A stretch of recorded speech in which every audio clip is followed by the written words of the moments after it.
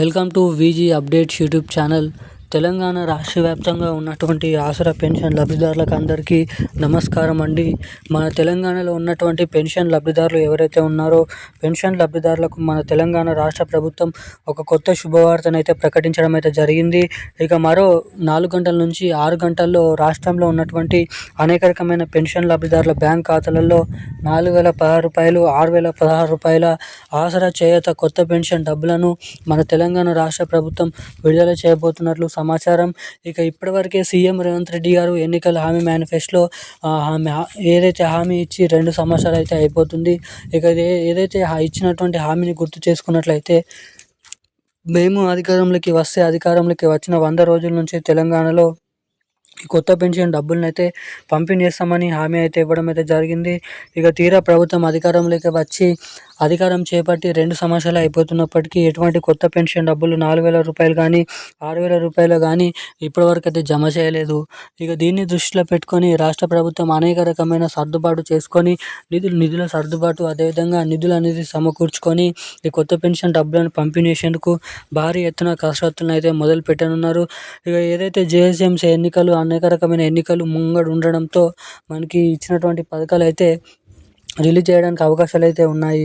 ఇక ఇస్తామని చెప్పినటువంటి కొత్త పెన్షన్ డబ్బులు ఇక అటు చూసుకున్నట్లయితే ఎవరైతే మహిళలు ఉన్నారో మహిళలకు ప్రతి మహిళకి మహాలక్ష్మి పథకం డబ్బుల కింద రూ. 2,500 నిధులు, ఏడాదికి దాదాపు రూ. 30,000 నిధులు. అంటే 18 నుండి 55 సంవత్సరాల లోపు ఉన్నటువంటి పెళ్ళైనటువంటి మహిళలు ఎవరైతే ఉన్నారో ఇప్పటివరకు ప్రభుత్వానికి ట్యాక్స్ అనేది కట్టకుండా, ప్రభుత్వం నుంచి ఎటువంటి పెన్షన్ డబ్బులను తీసుకోకుండా ఉన్నటువంటి వారైతే అర్హులు.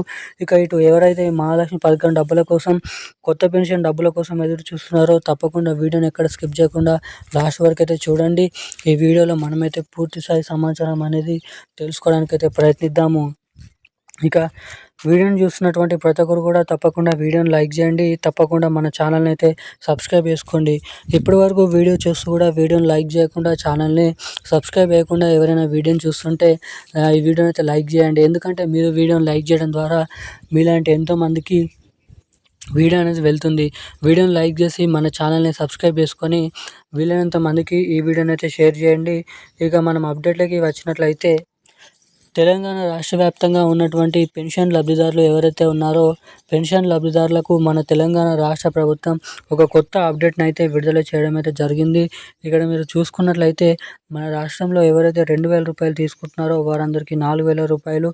ఇక ఇటు రూ. 4,000 ఎవరైతే తీసుకుంటున్నారో ఇక అటువంటి వారందరికీ రూ. 6,016 కొత్త ఆసరా పెన్షన్ డబ్బులను మన తెలంగాణ రాష్ట్ర ప్రభుత్వం పంపిణీకి సర్వం సిద్ధమైతే చేయడం అయితే జరిగిందంట.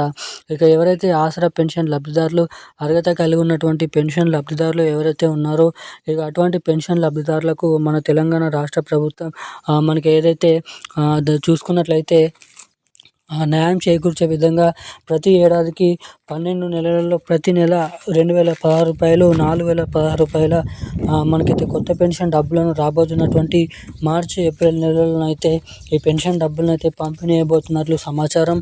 ఇక దీంతో పాటుగా మన రాష్ట్రంలో ఎవరైతే అర్హత కలిగి ఉన్నటువంటి మహిళలు ఉన్నారో ఆ మహిళలకు కూడా మహాలక్ష్మి పథకం డబ్బుల కింద ప్రతి మహిళకి రూ. 2,500, ఏడాదికి దాదాపు రూ. 30,000 మహాలక్ష్మి పథకం డబ్బులను కూడా మన తెలంగాణ రాష్ట్ర ప్రభుత్వం విడుదల చేయబోతున్నట్లు సమాచారం.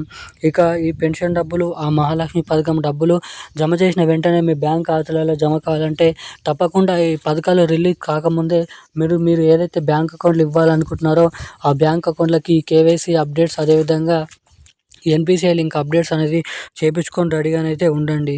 ఇక ఈ రోజున లేటెస్ట్ న్యూస్ అప్డేట్స్ అయితే ఇవి. ఇలాంటి మరిన్ని అప్డేట్స్ కోసం వెంటనే ఛానల్ని సబ్స్క్రైబ్ చేసుకొని ఉండండి. Thank you guys. జై హింద్.